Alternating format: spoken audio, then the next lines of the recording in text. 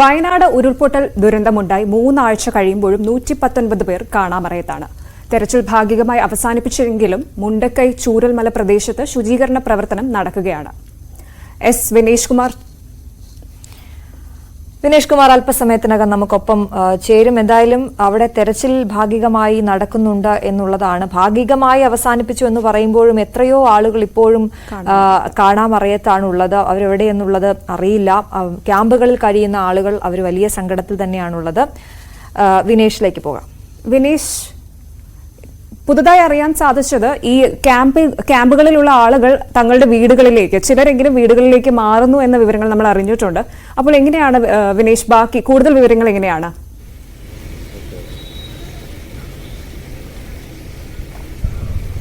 ആ തെരച്ചിൽ ഏറെക്കുറെ ഭാഗികമായി അവസാനിപ്പിച്ചു എന്ന് തന്നെ നമുക്ക് പറയേണ്ടിയിരിക്കും. കാരണം ഇപ്പോഴും ചിലയിടങ്ങളിൽ മാത്രമാണ് തെരച്ചിൽ നടക്കുന്നത്. വലിയ സന്നാഹങ്ങളോട് കൂടിയുള്ള തെരച്ചിലില്ല, ഒറ്റപ്പെട്ട തെരച്ചിലുകൾ മാത്രമാണുള്ളത്.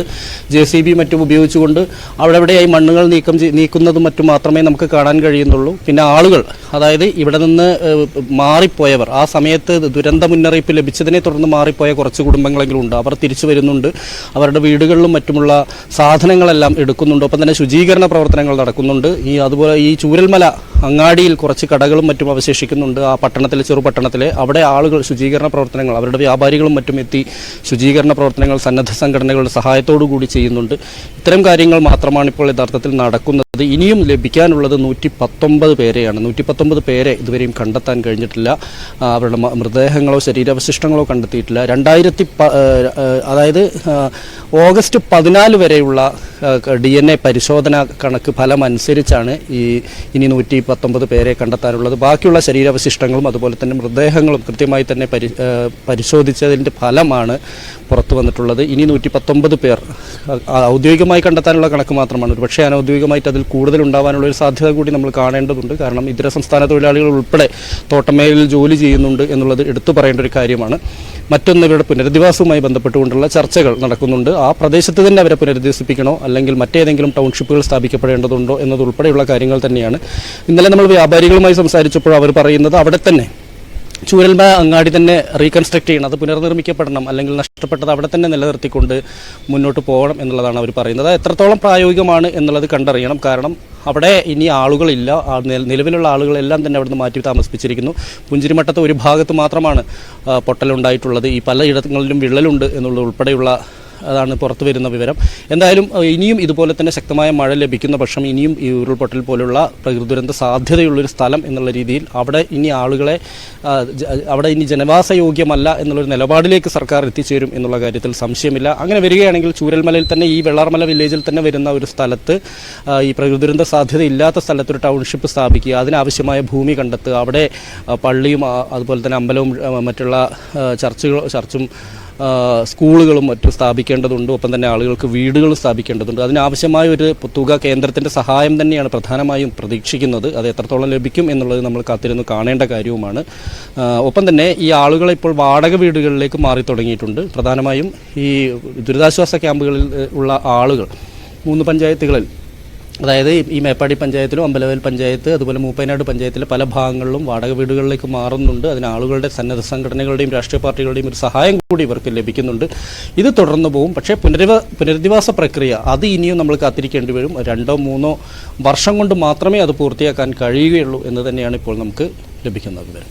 വിനേഷ്, നമുക്കിപ്പോൾ ക്യാമ്പിൽ കഴിയുന്നവരുടെ മാനസികമായിട്ടുള്ള കാര്യങ്ങൾ, അതിലേക്ക് കൂടി നമ്മൾ പോകണമല്ലോ. നമ്മൾ അവർക്കൊപ്പമുണ്ട് എന്ന് പറയുമ്പോൾ അതുകൂടി നമ്മൾ സംസാരിക്കണം.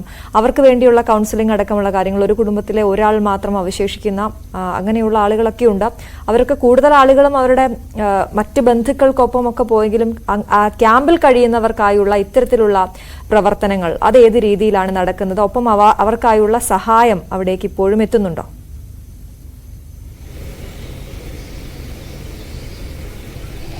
അശ്വതി, കൃത്യമായി കൗൺസിലിംഗ് നടക്കുന്നുണ്ട്. നമുക്കറിയാം, ഒരു കുടുംബത്തിലെ അച്ഛനും അമ്മയും നഷ്ടപ്പെട്ടിട്ട് അച്ഛനും അമ്മയും സഹോദരിയും നഷ്ടപ്പെട്ടു ഒരു കുടുംബത്തിൽ ഒരു കുഞ്ഞു മാത്രം അവശേഷിക്കുന്ന വളരെ ദുഃഖകരമായ അവസ്ഥയൊക്കെ നമുക്ക് ദുരിതാശ്വാസ ക്യാമ്പുകളിൽ കാണാൻ കഴിഞ്ഞതാണ്. അതായത് അച്ഛനും അമ്മയും സഹോദരിയും നഷ്ടപ്പെട്ടിട്ട് സഹോദരിയുടെ മൃതദേഹം ലഭിച്ചപ്പോൾ ഇതെൻ്റെ സഹോദരി അല്ല എന്ന് പറഞ്ഞ് പൊട്ടിക്കരഞ്ഞ ഒരു യുവാവ് ഉണ്ടായിരുന്നു. അപ്പോൾ ഇങ്ങനെയുള്ള കുറേ മനുഷ്യന്മാരെ നമുക്ക് അവിടുന്ന് കാണാൻ കഴിഞ്ഞു. കാരണം മക്കൾ പോയി രക്ഷപ്പെട്ട അച്ഛനമ്മമാർ അതുപോലെ തന്നെ അച്ഛനമ്മമാർ നഷ്ടപ്പെട്ട മക്കൾ, ഇങ്ങനെയൊക്കെയുള്ള ആളുകളുണ്ട്. അവർക്കൊക്കെ കൃത്യമായ കൗൺസിലിംഗ് കുറഞ്ഞ ഒരു ദീർഘകാല അടിസ്ഥാനത്തിൽ തന്നെ അത് അവർക്ക് കൗൺസിലിംഗ് നൽകേണ്ടതുണ്ട്. ഇപ്പോൾ കൗൺസിലിംഗ് കൃത്യമായി നൽകുന്നുണ്ട്. അവരൊന്നും ഇപ്പോഴും പഴയ ജീവിതത്തിലേക്കും ആ ഓർമ്മകളിലേക്കും ഒന്നും തിരിച്ചു വരാത്ത രീതിയിലേക്കുള്ള ബുദ്ധിമുട്ടിൽ ആണ്. അപ്പോൾ അത്തരത്തിലുള്ള കൗൺസിലിങ്ങും മറ്റു കാര്യങ്ങളും എല്ലാം തന്നെ നടന്നുകൊണ്ടിരിക്കുന്നുണ്ട്. ചെറിയ കുട്ടികളുണ്ട്, 3 വയസ്സും 4 വയസ്സും 5 വയസ്സൊക്കെ ഉള്ള കുട്ടികൾ രക്ഷപ്പെട്ടിട്ടുണ്ട്, മാതാപിതാക്കൾ മരിച്ചു. അതുപോലെ തന്നെ ചെറിയ കുട്ടികൾ കൺമുമ്പിൽ ഒഴുകിപ്പോകുന്നത് കണ്ട ആളുകളൊക്കെ ഉണ്ട്. കൺമുമ്പിൽ ആ കുത്തി ഒഴുകി വരുന്ന വെള്ളത്തിൽ കുഞ്ഞു മക്കൾ ഒഴുകിപ്പോകുന്നതൊക്കെ കണ്ട് മാനസികമായി തകർന്നുപോയ മനുഷ്യന്മാരുണ്ട്. അത്തരത്തിലുള്ള ആളുകളൊക്കെ ഇനി പഴയ ജീവിതത്തിലേക്ക് തിരിച്ചു വരണമെങ്കിൽ ഒരുപാട് കാലം കാത്തിരിക്കേണ്ടി വരും എന്നുള്ള കാര്യത്തിൽ സംശയമില്ല. നമുക്ക് അവർക്കൊപ്പം നിൽക്കാൻ മാത്രമേ നമുക്ക് കഴിയുകയുള്ളൂ. നമ്മുടെ സംവിധാനങ്ങളും അവർക്കൊപ്പം എക്കാലവും നിൽക്കുക തന്നെ ചെയ്യേണ്ടതുണ്ട്. എന്തായാലും അതുപോലെ തന്നെ അവർക്ക് ആവശ്യമായ ധനസഹായങ്ങൾ ലഭ്യമാകുന്നുണ്ട്. കൃത്യമായി തന്നെ തുണിത്തരങ്ങളും മറ്റ് സാധനങ്ങളും എല്ലാം തന്നെ. ഒപ്പം തന്നെ ഈ വാടക വീടുകളിലേക്ക് മാറുന്ന ആളുകൾക്ക് കൃത്യമായി ഈ ആയിട്ടുള്ള ഫർണിച്ചറുകളും മറ്റും സംഘടിപ്പിച്ച് കൊടുക്കുന്നുണ്ട് ചില സംഘടനകൾ ഇടപെട്ട്. അങ്ങനെ മാറുന്ന ആളുകൾക്ക് എല്ലാം നഷ്ടപ്പെട്ടവരാണ്. ഉടുതുണി മാത്രമാണ് അവർക്ക് ആകെ ഉണ്ടായിരുന്നത് ക്യാമ്പിലേക്ക് വരുമ്പോൾ. ബാക്കി എല്ലാം നഷ്ടപ്പെട്ടവർ, മൊബൈൽ ഫോൺ പോലും കയ്യിലില്ലാതെ ആയിപ്പോയ ആളുകളൊക്കെ ഉണ്ട്. അപ്പോൾ അവർക്ക് ആവശ്യമായ മൊബൈൽ ഫോണും അതുപോലെ തന്നെ മറ്റുള്ള സംവിധാനങ്ങളും എല്ലാം തന്നെ ചെയ്തു കൊടുക്കുന്നുണ്ട്. സന്നദ്ധ സംഘടനകളും രാഷ്ട്രീയ പാർട്ടികളും എല്ലാം ഇടപെട്ടുകൊണ്ട് അവരെ വാടക വീട്ടിലേക്ക് പോകുമ്പോൾ അതിനുള്ള സഹായങ്ങൾ ചെയ്തു കൊടുക്കുന്നുണ്ട്. എത്ര കാലം വാടക വീട്ടിൽ 6000 രൂപ വാടക ലഭിക്കും എന്നുള്ളത് നമുക്ക് കാത്തിരുന്ന് കാണേണ്ടതാണ്. ഒപ്പം തന്നെ ഈ ദുരന്തത്തിന് ഇരയായവർക്ക് സർക്കാരിൻ്റെ 10,000 രൂപ ധനസഹായം എത്തിയിട്ടുണ്ട്. ഒരു ഇടക്കാല ആശ്വാസം എന്നുള്ള രീതിയിൽ അത് ഉപയോഗിക്കാം. അതിൽ നിന്നാണ് നമുക്കറിയാം, ഇന്നലെയൊക്കെ വലിയ സമരങ്ങൾ നടന്നു. കേരള ഗ്രാമീൺ ബാങ്കിൻ്റെ റീജിയണൽ ഓഫീസിലേക്ക് യുവജന സംഘടനകൾ വലിയ തോതിൽ മാർച്ച് നടത്തി. കാരണം ആ ധനസഹായത്തിൽ നിന്ന് പോലും കൈയിട്ട് വാരുന്ന അവസ്ഥയിലേക്ക് ബാങ്കുകൾ EMI പിടിക്കുന്ന അവസ്ഥയിലേക്ക് കാര്യങ്ങൾ പോയി.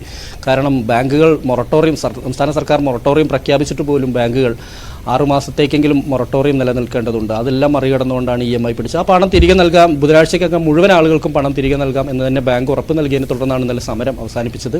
ഇനിയും അത്തരത്തിൽ ബജാജ് ഫിനാൻസ് പോലുള്ള സംഘടനയ്ക്ക് മുമ്പിൽ AIYF സമരം നടത്തിയിരുന്നു. ഇത്തരത്തിലുള്ള ഫൈനാൻസ് സ്ഥാപനങ്ങൾക്കെതിരെ ഇനിയും ആളുകളുടെ ഈ ദുരന്തത്തിന് ഇരയായ ആളുകളെ ഏതെങ്കിലും രീതിയിൽ അവരെ ചൂഷണം ചെയ്യുകയാണെങ്കിൽ അത്തരത്തിലുള്ള സമരപരിപാടികളുമായി മുന്നോട്ട് പോകാൻ തന്നെയാണ് യുവജന സംഘടനകളുടെ ഉൾപ്പെടെയുള്ള തീരുമാനം. എന്തായാലും ആ ധനസഹായം ഒരു 10,000 രൂപയുടെ ഇടക്കാല ആശ്വാസം എന്നുള്ള രീതിയിൽ അവർക്ക് ലഭിച്ചിട്ടുണ്ട്. ഒപ്പം തന്നെ വാടക എല്ലാ മാസവും 6,000 രൂപ വീതം അവരുടെ അക്കൗണ്ടുകളിലേക്ക് സർക്കാർ നിക്ഷേപിക്കുന്ന രീതിയിലേക്ക് കാര്യങ്ങൾ പോകുന്നുണ്ട്. മന്ത്രിമാരുൾപ്പെടെയുള്ള ആളുകൾ ഇവിടെ എത്തി അതുമായി ജില്ലാ കളക്ടറുമായി ഉൾപ്പെടെ ചർച്ച നടത്തിയതിൻ്റെ അടിസ്ഥാനത്തിലാണ് ഇങ്ങനെ ഈ വാടക വീട്ടിലേക്ക് മാറുന്ന ഒരു നടപടി ആരംഭിച്ചു കഴിഞ്ഞിട്ടുള്ളത്. അത് വരും ദിവസങ്ങളിൽ ഒരു 10 ദിവസത്തിനകം തന്നെ ബാക്കിയുള്ളവരെ കൂടി ഈ വാടക വീടുകളിലേക്ക് മാറ്റുന്ന ഉൾപ്പെടെയുള്ള നടപടി പൂർത്തിയാക്കാൻ കഴിയുമെന്നുള്ള പ്രതീക്ഷയിലാണ് ജില്ലാ ഭരണകൂടം. ശരി വിനീഷ്, അതുപോലെ ഈ ക്യാമ്പുകളിൽ കഴിയുന്നവരുടെ DNA പരിശോധന നടത്തുന്ന കാര്യങ്ങളൊക്കെ നമ്മൾ അറിഞ്ഞിരുന്നു. അതിന്റെ റിപ്പോർട്ടുകൾ പുറത്തു വരുന്നുണ്ട്. അപ്പോൾ അതിന്റെ എന്തെങ്കിലും പുരോഗതിയെക്കുറിച്ച് വിവരങ്ങളുണ്ടോ നമുക്ക്?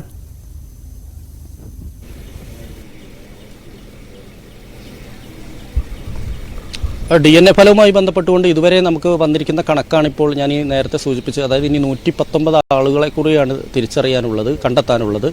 അവരുടെ മൃതദേഹങ്ങളോ അല്ലെങ്കിൽ അവരുടെ ശരീരാവശിഷ്ടങ്ങളോ ഒന്നും കണ്ടിട്ടില്ല. അവരിപ്പോഴും കാണാമറയത്താണ്. എന്തായാലും അത്തരത്തിലുള്ള തെരച്ചിൽ ഭാഗികമായി നിർത്തി എന്ന് തന്നെ പറയേണ്ടിയിരിക്കുന്നു. ഇനിയിപ്പോൾ അവർക്ക് വേണ്ടി ഒരു ഊർജിതമായൊരു തെരച്ചിൽ ഉണ്ടാവാൻ സാധ്യതയില്ല. കഴിഞ്ഞ ദിവസമൊക്കെല്ലാം തെരച്ചിലിൽ കണ്ടെത്തിയ ശരീരാവശിഷ്ടങ്ങൾ പൂർണ്ണമായും അഴുകിയ നിലയിലും അല്ലെങ്കിൽ നമ്മൾ ദൃശ്യങ്ങളിൽ കണ്ടതാണ്, അസ്ഥിക്കൂടമായിട്ടുണ്ട് മനുഷ്യൻ്റെ. ആ രീതിയിലേക്ക് ആളെ തിരിച്ചറിയുക. പിന്നെ DNA അവിടെ കൃത്യമായി തന്നെ ഈ ക്യാമ്പുകളിൽ കഴിയുന്ന ആളുകളുടെ മുടിയോ മറ്റോ നിന്നാണ് DNA പരിശോധന നടത്തുന്നത്. അതിൽ ആളെ തിരിച്ചറിയുന്നതും അത്തരത്തിലാണ്. അങ്ങനെയുള്ള ശാസ്ത്രീയ പരിശോധനകൾ നടക്കുന്നുണ്ട്. എന്തായാലും ആ 119 ആളെ ഈ കുറേ ശരീരാവശിഷ്ടങ്ങൾ മറവ് ചെയ്തിട്ടുണ്ട്. പക്ഷേ അതെല്ലാം തന്നെ അതിൻ്റെ DNA പരിശോധിച്ചിട്ടുണ്ട്. ആ DNA പരിശോധിച്ചതിൻ്റെ ഇതുവരെയുള്ള ഫലമാണ് ഇപ്പോൾ പുറത്തു വന്നിട്ടുള്ളത്. ഇനി 119 പേരെ കണ്ടെത്താനുണ്ട്. അതിൻ്റെ യാതൊരു ഇതും ഇതുവരെയും ലഭിച്ചിട്ടില്ല. കാരണം ചൂരൽമലയിലും മുണ്ടക്കയിലും ഒന്നും ഇനി പരമാവധി തെരച്ചിൽ പൂർത്തിയാക്കിയെന്ന് തന്നെ പറയേണ്ടിയിരിക്കുന്നു. ഭാഗികമായി മാത്രമാണ് ഞാൻ നേരത്തെ സൂചിപ്പിച്ച പോലെ തെരച്ചിൽ നടക്കുന്നത്. അപ്പോൾ തന്നെ ഏറ്റവും കൂടുതൽ മൃതദേഹങ്ങളും ശരീരാവശിഷ്ടങ്ങളും ലഭിച്ചിരിക്കുന്നത് ചാലിയാർപ്പുഴയുടെ തീരത്താണ്. അതായത് നിലമ്പൂർ വനാന്തർ ഭാഗങ്ങളിൽ നിന്നാണ്. ആ ഭാഗങ്ങളിലുള്ള തെരച്ചിലുണ്ട്. പക്ഷേ അതും ഭാഗികമായി തന്നെ നടക്കുന്നുള്ളൂ. വിനീഷ്, നമ്മൾ ഇന്നലെ വലിയ ആശങ്കയിൽ ആദ്യം കൊടുത്ത വാർത്തയാണ് ചെമ്പ്രമലയിലെ ആ വിള്ളൽ. അതിലിപ്പോൾ നടപടി ഉണ്ടാകുന്നു. പരിശോധനയ്ക്ക് ഒരുങ്ങുകയാണ് റവന്യൂ വകുപ്പ് എന്നറിയുന്നു. എന്താണ് നമുക്കത് സംബന്ധിച്ച് പ്രേക്ഷകരുമായി പങ്കുവയ്ക്കാനുള്ളത്?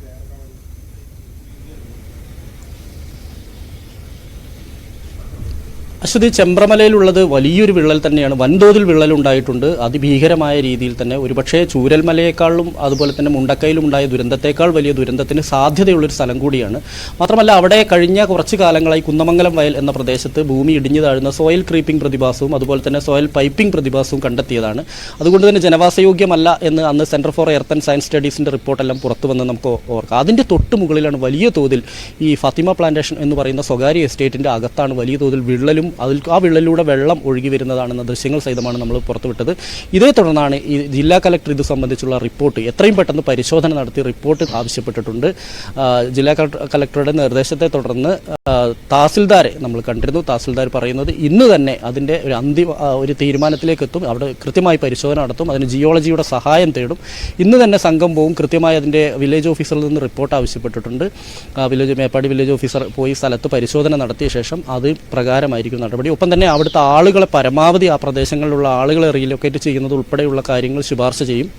ഈ കുന്നമംഗലം വയലിലെ ഈ പ്രതിഭാസം സംബന്ധിച്ചൊന്നും തഹസിൽദാർക്ക് വലിയ ധാരണയില്ല. എങ്കിലും അദ്ദേഹം അത് കൃത്യമായി തന്നെ ആ റിപ്പോർട്ടുകൾ പരിശോധിച്ച ശേഷം വേണ്ട നടപടി എടുക്കും എന്ന് തന്നെ വ്യക്തമാക്കിയിട്ടുണ്ട്. എന്തായാലും ഇന്ന് റവന്യൂ സംഘം അങ്ങോട്ട് പോകുന്നുണ്ട്. ഒപ്പം തന്നെ ജിയോളജിയും അവിടെ പരിശോധന നടത്തുന്നുണ്ട്. വലിയ രീതിയിലുള്ള പൊട്ടൽ, വലിയ രീതിയിലുള്ള വിള്ളൽ അവിടെ പല ഭാഗങ്ങളിലും കണ്ടെത്തിയിട്ടുണ്ട്. അത് എന്തായാലും നേരിട്ട് പരിശോധിക്കാനാണ് ഇന്ന് റവന്യൂ സംഘവും ജിയോളജി സംഘവും പോവുക. ശരി വിനേഷ്, എന്തായാലും ചെമ്പ്രമലയെ സംബന്ധിച്ചിടത്തോളം അവിടെ ഉള്ളവർക്ക്, ആ താഴെ താമസിക്കുന്ന ആളുകൾക്കൊക്കെ വലിയ ആശ്വാസം നമ്മൾ ഈ വാർത്ത കൊടുത്തതും അതിലൊരു ഇടപെടലുണ്ടായി എന്നുള്ളതും. എന്തായാലും വിനേഷ് നല്ലൊരു ദിവസം ആശംസിക്കുകയാണ്. ഇനി സംസ്ഥാനത്ത് 4 ജില്ലകളിൽ ഓറഞ്ച് അലർട്ട്. പത്തനംതിട്ട, കോട്ടയം, എറണാകുളം, ഇടുക്കി ജില്ലകളിലാണ് കാലാവസ്ഥാ വകുപ്പ് ഓറഞ്ച് അലർട്ട് പ്രഖ്യാപിച്ചത്. ഒറ്റപ്പെട്ട ഇടങ്ങളിൽ അതിശക്തമായ മഴയ്ക്കുള്ള സാധ്യതയാണ് പ്രവചിച്ചിരിക്കുന്നത്. ആലപ്പുഴ, തൃശൂർ, കോഴിക്കോട്, കണ്ണൂർ ജില്ലകളിൽ യെല്ലോ അലർട്ടാണ്. നാളെ ആലപ്പുഴ, ഇടുക്കി, എറണാകുളം, തൃശൂർ, മലപ്പുറം, കോഴിക്കോട് ജില്ലകളിൽ ഒറ്റപ്പെട്ട ശക്തമായ മഴയ്ക്കും സാധ്യതയുണ്ട്.